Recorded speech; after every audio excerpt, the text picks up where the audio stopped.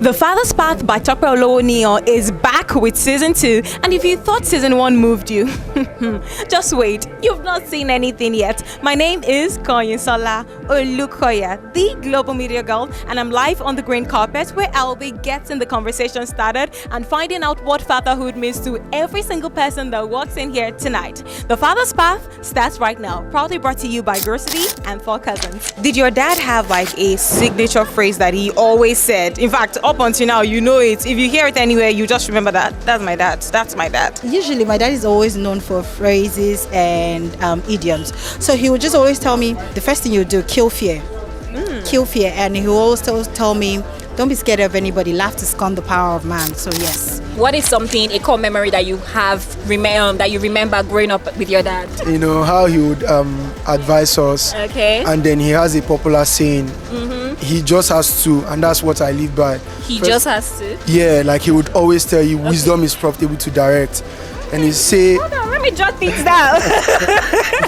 I'm just kidding. Okay, wisdom is profitable to direct. If you do not build the man, you just waste your time building the city, because first you have to make the man before you make the city.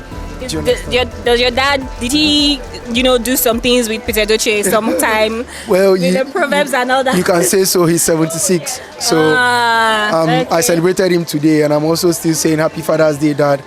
Thank you for giving me feathers to fly. I appreciate you always. You look really fabulous. How do you feel tonight being here and supporting this initiative for Tope and, of course, fathers as well? I feel excited being here and being a daddy's girl. Okay. So yeah, today's Father's Day. I said I must be here to support her. Nice. Yeah. What is one lesson that your dad taught you that you still remember till now? Still a big part of you. Never succeed because of another person. Have a desire to succeed for yourself. That's one. 2, if you want it, work for it. If you want it, work for it and never succeed because of someone else. Try to make it intrinsic, something, that you really want to do, not because of somebody else. How do you feel seeing your sister doing this show? Because we hear, there are a lot of celebrations for women and for mothers, right? But how, starting off these conversations, because this is also in resonance with Men's Mental Health Month, the awareness for men's mental health. So starting these conversations as her brother and a male figure in her life, how do you feel just seeing this come to life? First and foremost, I want to say that I'm very proud of her. Yeah, because it's a very bold step that she has decided to take. Yes, I tell her every time that I'm very proud of her for engaging in these conversations with regarding men and their mental health. Okay. It's very important because a lot of men like to keep quiet. Most of us don't like to talk. But a lot of men don't like to share their experiences, and then she trying to get men to talk and open up. It's a very, very, very good thing. Ladies and gentlemen, boys and girls, fathers and mothers, we are still live here on the green carpet of the Father's Path with Tope, and we are actually here with Tope, the executive producer, the beauty, the brains, the everything behind this project. How do you feel tonight? To be honest, I feel very content. I am so happy. I'm so happy that I feel so content. I just want to say, I saw you with your flowers earlier. Where are they? Did you get the flowers yourself or someone gave them My to you? brother came here. So it's his birthday tomorrow. And he stays in Abuja. So I literally was going to fly tomorrow to spend his birthday with him. And then he came here. Yes. And he came to surprise me. Oh my God. And he gave you your flowers, literally. Yes, he did give me my That flowers. is so sweet. That honestly. So seeing all of this, the project coming to life, everything that you have planned, what really made you say, I want to do a show like this? I mean, I think the first one you did was the Christmas memories. Yes, and you stayed consistent from last year into this year. So what really made you say, I want to tell a story about fatherhood and men and just the path, the journey that it takes? My experience with my grandfather. I was raised by my grandparents, and my experience with my grandfather after I lost him made me realize how much connection we had. The generational gap, but yeah, we were still able to find our way, find our rhythm. There were a lot of things I wanted to do as a child that in their generation they would struggle with. I wanted to go for beauty pageants. I was traveling across the world for beauty pageants, and his friends would complain, and he would just be like, Tokwe, don't embarrass me. Just make sure you make me proud. Okay. And he started to watch me host. So I went from contesting a beauty pageant to hosting the beauty pageant. I have no words, honestly. Yeah. So if that isn't growth, then exactly. So he was so proud of me. But I mean, he passed before a lot of my ideas came to life. And I was thinking in 2024, I was like, I wanted to honor his memory beyond just saying, oh, it's another year, to doing things that gives men the opportunity to express, to learn, to unlearn, to talk about their experiences as dads, to talk about things that their own dads did, that they promised themselves that they will do better. You get, so also give men at home the opportunity to watch something that is familiar, something that they would watch and be like, hey, I knew nothing is wrong with me, just something relatable. I can resonate with that. Exactly. Amazing. I just want to say, from when I've known you, you're an idea box. You have so many ideas. So honestly, me seeing this happen, I just want to say I'm really proud of you and congratulations. Thank you. You're welcome. So when you were on set, was there any of the guests that you had on set that really made you feel, that surprised you and just made you feel like, I think I'm going to cry after this episode? Every episode, to be honest, and not because it's my show, but every episode was unique. Okay. Every episode had something that stood out. I would say Apostle Flourish and Stan, they really enlightened me on positive friendships. Okay. The effort that Stan put into getting friends. He was so intentional. Uncle Keppy and Uzo talked about toxic masculinity, talked about the reasons why men don't always open up because of the negativity that comes with this. How some men will take your vulnerability as a joke, some would not be helpful.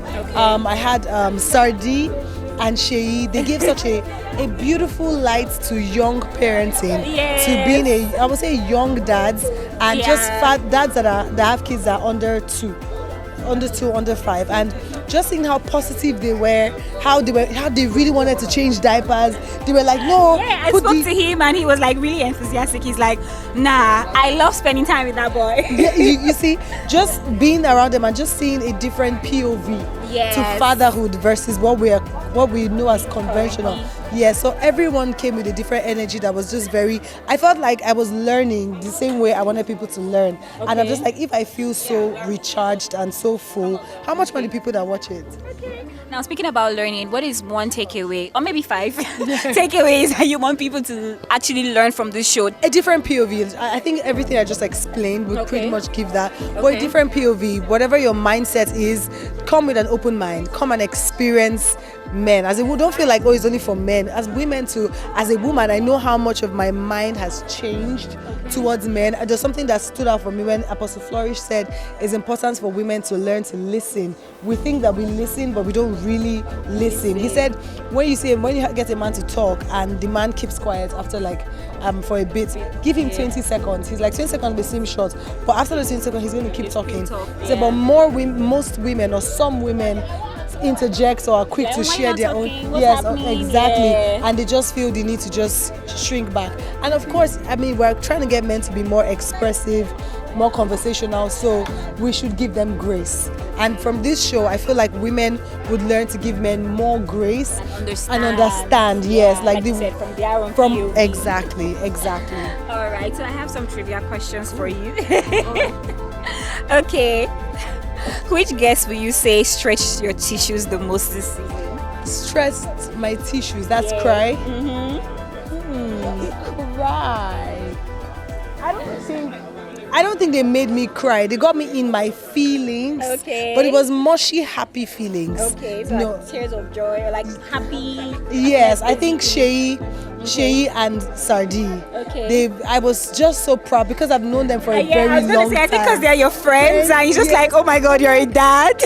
You guys are even getting this thing right. Like, I thought I'll be like, send these guys to be Yeah, you parents. thought you'd be like, no, This is how. But then just seeing them evolve, like knowing Sheyi, knowing Daniel from when they were just single guys, Yeah. and seeing them take up responsibility and talk about the way they are happy to take on take up that responsibility. It warmed my heart, which also goes to say that we kind of like a lot of people are stuck in ideas of or what they think men are, and that they're not necessarily positive.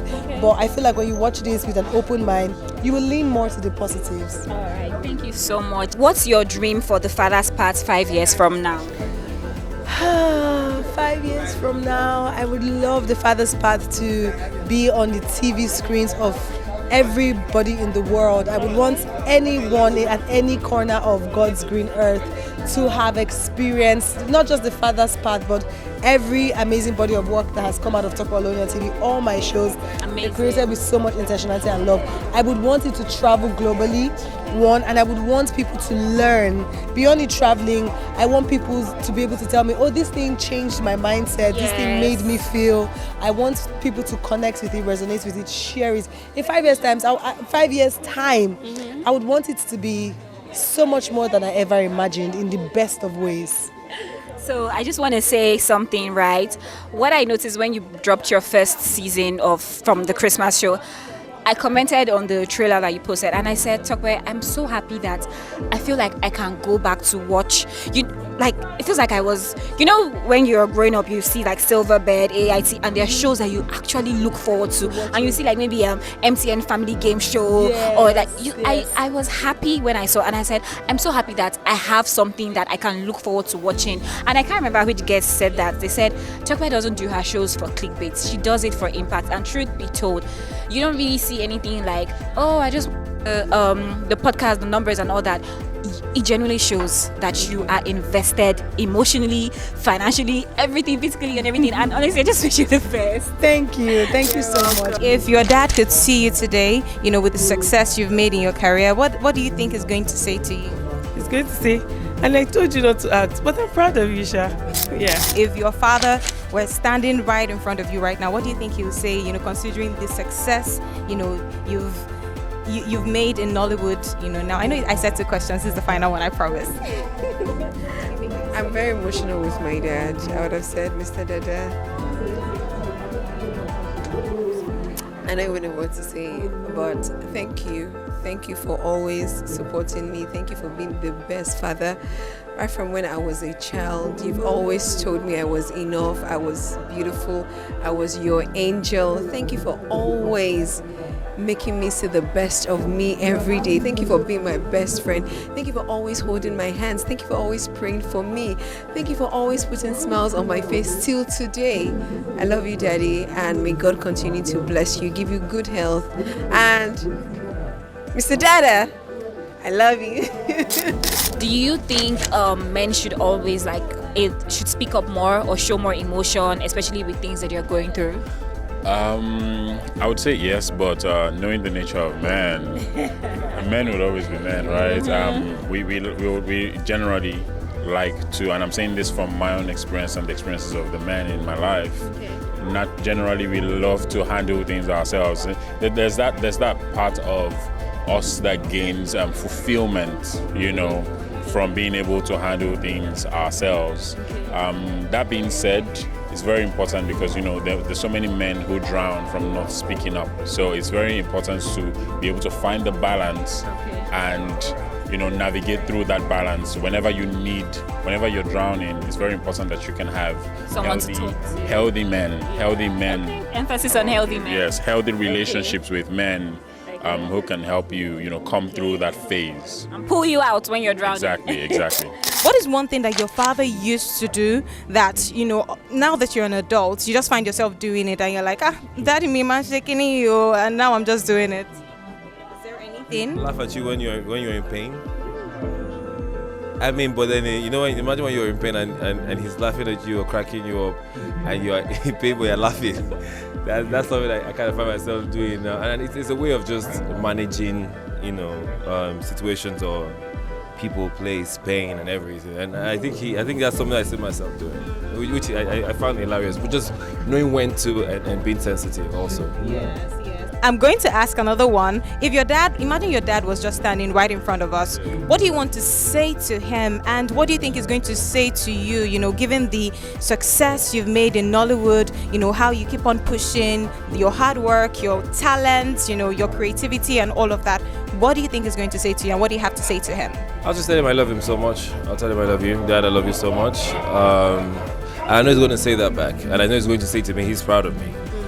And I'll just repeat myself again and say I love you so much and thank you for letting me be and also guiding me to this very place I am at in my life. So tell me, how was it like being on set for this show, and something you just really held dear to your heart producing this one? Honestly, it was really great to have the opportunity to produce this. Okay. And I was super excited because we never really get to do enough things for the daddies. fathers. Yeah, so I was super excited. I was like, oh yeah, something for them. Okay. I watched season 1. I was super excited about season 1. And so when Taye called me for us to do season 2, I was like, yes, girl, let's go. How do you feel coming out for your friend tonight? I mean, Taye has been doing amazing things. This is season 2 of The Father's Path. What do you have to say to her? What do you have to say about her? How do you feel about her? So I'm so glad you asked, because Taye is someone that we recently became friends. I would say maybe a year ago, and she's been extremely supportive of me, my business, work, even going to the gym. She's been very, very supportive, and it was a no-brainer for me to show up for her today. Because I want her to feel the love that I feel when she also shows up for me. And I also needed to support her because doing things like this is not easy. Like creating your own path and putting together such an amazing show that is so detailed, so well thought out. It's honestly impressive, and she deserves her flowers. Coming out to support your friend on such a day like this. She's done with season 1, now season 2. It's so hard to build a show like this from scratch, but she's doing it effortlessly. What do you have to say to her? What do you have to say about her? How proud of her are you? I mean, Taye is resilient. That's one thing I've known about her. If she says she's going to do something, she'll do it, and she'll do it extremely well. So having done first season and doing the second season, I'm actually extremely proud of her, and I think that it's going to do well. The show is going to do well. It's a great show. Nobody really gives men or fathers a chance to actually express themselves. So she's giving everybody a platform to express themselves. I think it's great. If your dad were standing here right now, what is one thing you'd like to thank him for? And what do you think he's going to say to you? I mean, you've been working hard over the years and it's been showing, right? What do you think he's going to say to you, and what do you want to say to him? If he was right here, obviously I'll thank him for being my dad. I feel like just being born his son was me being birthed into just opportunity and a good life, and I really appreciate him for that.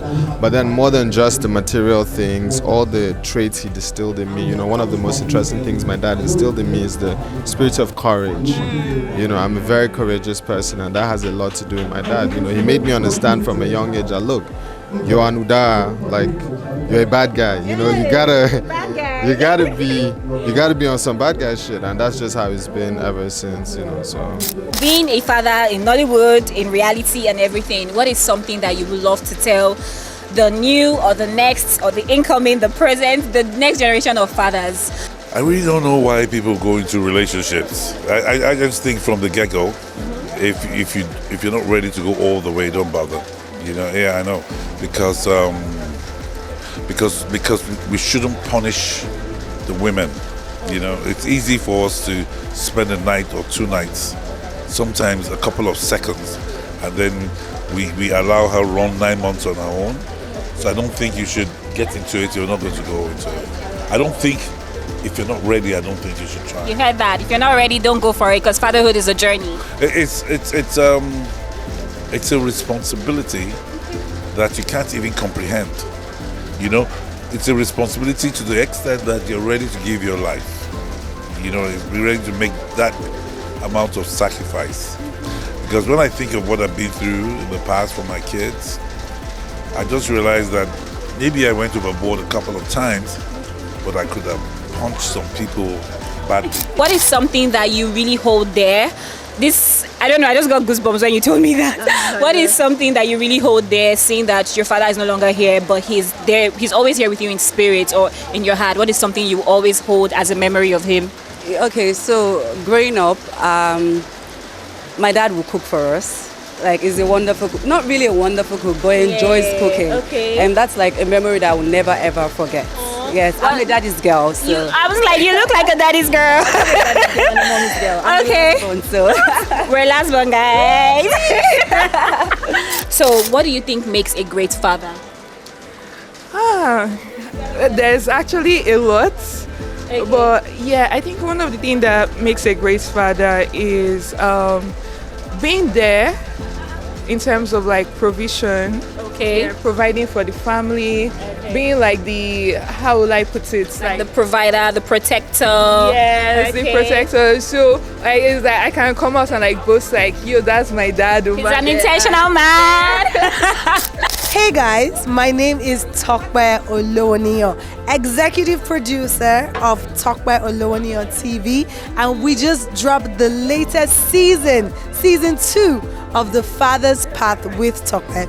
I want you to quickly go to YouTube, type Tokwe Olowoniyan TV, hit the subscribe button, turn on our post notifications, enjoy the very impactful content. I know you say it's my show, trust me. I put my word on it, and my word is my bond. You would enjoy it. Thank you so much, guys. I love you. Mwah.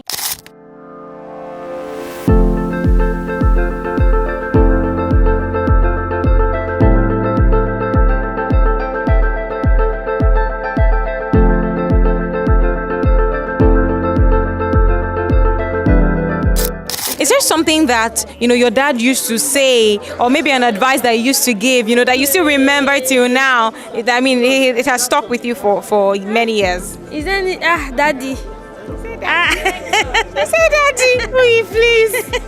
Or if you don't remember that one, maybe something that your dad used to do, that now that you're an adult. One of the things that me and my dad used to do when I was younger that I really liked is the fact that we used to watch football together. Ooh. I wanted to be a footballer. Are you serious? Yes. Wait, what happened? Why did you become a footballer? I'm sorry. Because I'm the only girl in my house, and why will a girl be a footballer? Mm-hmm. But my dad really wanted me to be a footballer, and those are the kind of conversations we're having. I remember when I was in 100 level in school, he sent me a message that there was an opening or a scouting something going on in Lagos. He told me to buy the newspaper where he saw the advert. I bought it. I traveled to Lagos for it was really cool, and it's one of the reasons why today, if I want to talk football, if I want to do anything football, we still try to have conversations. Yeah, so I like that moment about us a lot. What's one thing that your father taught you that you still remember till now? It still helps you till now. I think for me it's the way he carries people's matter on his head. My dad is one of those people that I think his generosity, and not just in terms of financially, but in terms of being there. Like literally, my dad is one of those people that you tell him you are doing something, he will show up wherever. Like every weekend is either in Ijebu for somebody's this thing, or he's in Ekiti for someone's this thing, or there are days when he's going out, he'll carry like 6 different fillers. Because he has 6 different, to show up, because he shows up for people. He shows up for people both physically, financially, mentally, and I think that is one of the things that I have taken on from him. Yeah, it's showing up for people. So how was it growing up for you? Were you team boy, or you were team dad? Were you like always around your mom? Did you prefer your mom as the parent or your dad as the parent? Those two, they share the thing equally. When you're with your mom for a while, you have to be with your dad for a while. They always had this way to balance it. Okay. They had a good balance. But boys would always love and tilt towards their mothers, and girls would tilt towards their dad, because my sister is a daddy's girl, and all the boys are mommy's boys. But you can't be a mommy's boy forever. No, not even forever. You can't just be a mommy's boy. Why is that so? because your dad will make you understand that when you grow up and you become a man, girls don't like mommy's boys. Yeah, you could be a mommy's boy from maybe No, 1 to you 5 can't, years old. No, everybody is a mommy's child from 1 to 5 years old. You have to feed. All right. The kitchen is where the mom is. When I say the kitchen, I'm talking about. I don't understand you. So you have to be a mommy's boy to chop, and after they close that kitchen. Okay. You're not a man. You now know where the men are. I see all the amazing work that you do. I mean, I followed your journey since CVC and now. And I just want to say that we, the younger media girls, we look up to you and we're very inspired by the amazing work that you're doing. And we pray that this is the least you will ever be. Amen. Right, so let me start by talking about season 1. So season 1 started as a conversation. I mean, season 2 is still like a continuation, right? But what did season 2 say that season 1 didn't really say? Season two came with more awareness, with more information. With season 1, I knew a lot of people were trying to figure out what's Talkware about. So season 1 started conversations that got people talking, and season 2 came with a lot more understanding. I would say men were more receptive to even the thought of being on the show, understanding the conversations, and just even the feedback from men in general. Men that met me at the gym, at supermarkets, different random places, just like, oh, I saw your show on fathers. Oh, imagine you're the one doing a show for fathers and not men. It was the feedback. The feedback was beautiful. It was good to see that my point landed. Like, people watched it and they understood what the conversation was. And it's a movement, and I'm excited that I started it. I'm excited too, but I'm not going to lie to you. This is a time where men will say, people don't really talk about men anymore. You don't really talk about boys. There was a time that it was all about boys and men. Yes. Then women were complaining, but now it feels like all the attention is now on women, and men are now complaining. So you don't really see things like this. So my question is why? Because when I saw that you were hosting a show for men, fathers, my question was why? Why the father's path? So this show was inspired by my relationship with my granddad. May he so rest in peace, Mr. Peter Olonio. We had a very long age gap, but I was raised by my grandparents, and we struggled a lot navigating generational gaps and conversations, my interests versus what home training would allow. I wanted to go for beauty pageants, but then we're a very modest Christian family. So having to understand that, okay, this girl has dreams that would require her to be exposed to people, and just navigating that dynamic that I had, and seeing how before he passed, we got to a place of the most healthy relationship ever.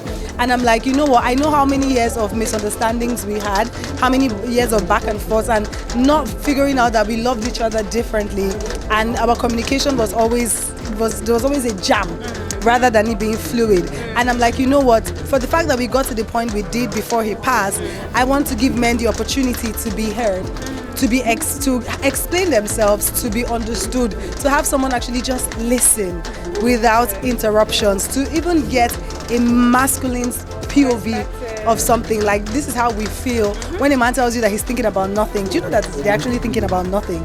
You know, we as a woman, we cannot just you would think about something, but just understanding that there's a nothing box, and that is who they are. And I like to give people grace. So before I come to a conclusion on who I think you are, I give you grace. So I'm like, the father's path will give people the opportunity, give ladies the opportunity to hear men, give men the opportunity to even hear other men, to see that you're not the only one going through what you're going through. Your case might be peculiar, but guess what? We have superstars on the show that share with you their real life challenges. The fact that they also didn't have their father tell them they love them, but they're not staying stuck and feeling like, oh, because my dad didn't tell me he loves me, I'm a disappointment or whatever. They're still going for their dreams. They're still being positive and unlearning bad attitudes. So that's another thing that I want men to see and learn. So you may not have the friend group to go and pour to, but if you watch the Father's Path with Talkware, you will feel seen and you will feel heard. You will feel seen and you will feel heard. Now I have to ask you before I let you go, what has been the hardest part of, building the Father's Path? I mean, season 1 was great. You're done with that. This is season 2. What difference did you see in season 2, in terms of growth, in terms of, guests? I would say that with season 2, my vision was clearer. I knew precisely what I wanted to achieve. I wasn't figuring it out as the wind was going. I was able to pre-produce better. I was able to manage logistics and timing of the schedules of my guests better because I have to work around their availability.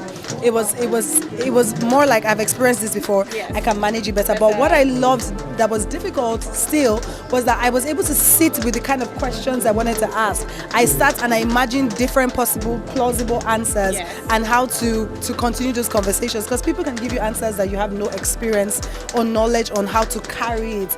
It was not just information for me, it was to give men the space to inform, educate, entertain and inspire.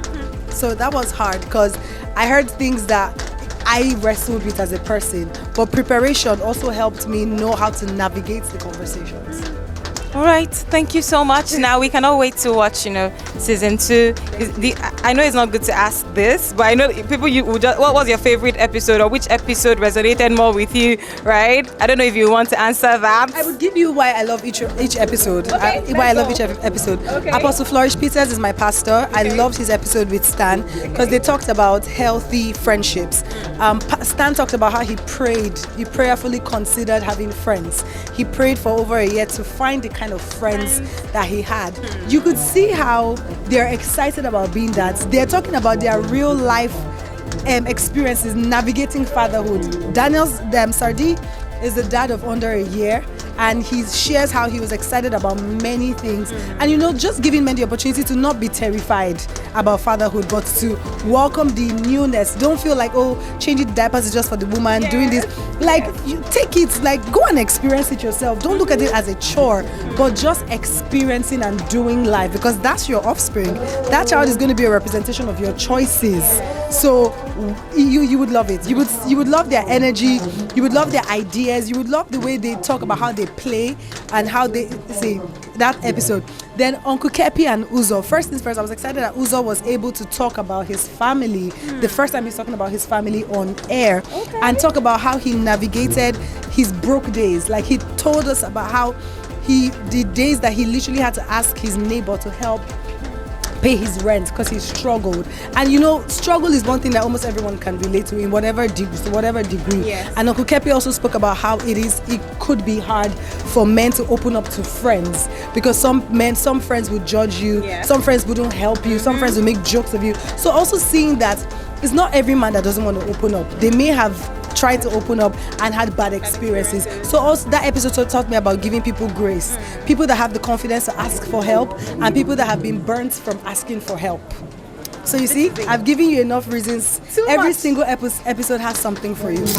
Alright, beautiful people, we just wrapped up the watch party for The Father's Part with Tokpe on Tokpe Olomoniyan TV, and this is the time for you to go subscribe to watch it, because I can tell you for a fact it is very impactful, very entertaining, and you're gonna love it. My name is Christine Isu, and I held down the green carpet. See you next time. Bye.